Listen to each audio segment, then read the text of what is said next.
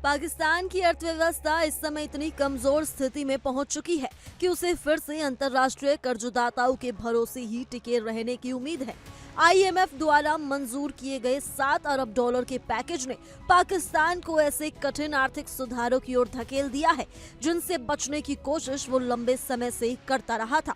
इन सुधारों में सबसे बड़ा और सबसे ज्यादा विवाद करने वाला कदम है पाकिस्तान इंटरनेशनल एयरलाइंस यानी पीआईए की बिक्री। ये वही एयरलाइन है जो कभी देश की शान हुआ करती थी, लेकिन अब सालों से घाटे, भ्रष्टाचार, पायलटों के फर्जी लाइसेंस, लगातार होने वाली दुर्घटनाओं और बदइंतजामी के चलते पाकिस्तान के लिए बोझ बन चुकी है। सरकार का दावा है कि एयरलाइन को निजी हाथों में सौंपकर उसे भारी वित्तीय दबाव से कुछ राहत मिल सकती है। प्रधानमंत्री शहबाज शरीफ ने हाल ही में घोषणा की है कि पीआईए की बोली 23 दिसंबर 2025 को लगाई जाएगी और पहली बार इस पूरी प्रक्रिया को देश भर में लाइव प्रसारित किया जाएगा ताकि हर किसी तरह की गोपनीयता या हेरफेर का आरोप न लगे। सरकार ने बताया है कि ये बिक्री 51% से लेकर 100% तक हिस्सेदारी तक की हो सकती है, यानी एयरलाइन पर सरकार का नियंत्रण घट भी सकता है और पूरी तरह खत्म भी हो सकता है। इस साल सरकार ने प्राइवेटाइजेशन के जरिए 86 अरब रुपए की आय जुटाने का लक्ष्य रखा है और पीआईए उस लक्ष्य को पूरा करने के लिए सबसे बड़ा तत्व माना जा रहा है। एक रिपोर्ट में कहा गया है कि इस बोली प्रक्रिया में 4 बड़े दावेदार शामिल होने जा रहे हैं। लकी सीमेंट कंसोर्टियम, आरिफ हबीब कंसोर्टियम, एयर ब्लू लिमिटेड और फौजी फर्टिलाइजर कंपनी लिमिटेड।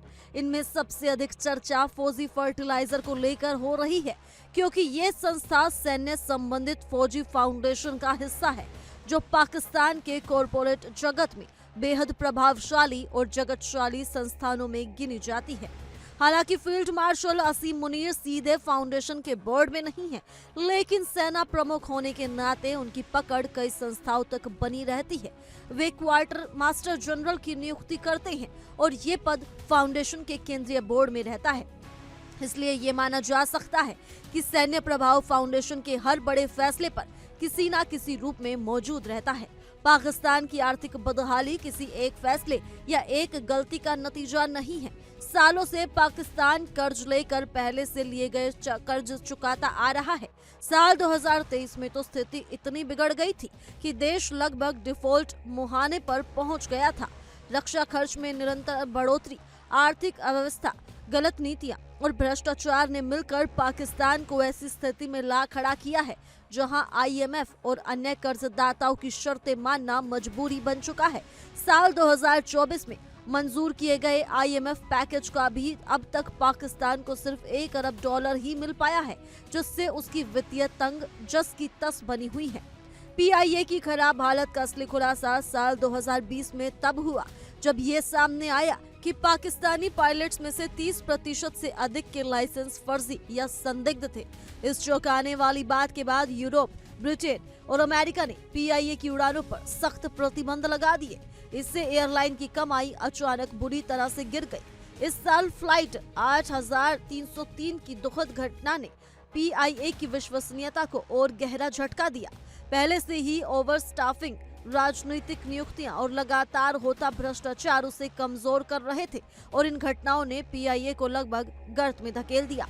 अब स्थिति ये है कि पाकिस्तान सरकार के सामने पीआईए को निजी हाथों में बेचने के अलावा दूसरा कोई ठोस विकल्प नहीं बचा है।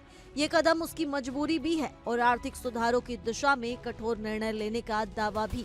लेकिन ये साफ है कि ये फैसला आने वाले समय में पाकिस्तान की राजनीति, अर्थव्यवस्था और जनता तीनों पर बड़ा प्रभाव डालने वाला है। फिलहाल के लिए इस रिपोर्ट में सिर्फ इतना ही। ज्यादा जानकारी के लिए जुड़े रहिए इंडिया डेली के डिजिटल प्लेटफॉर्म के साथ।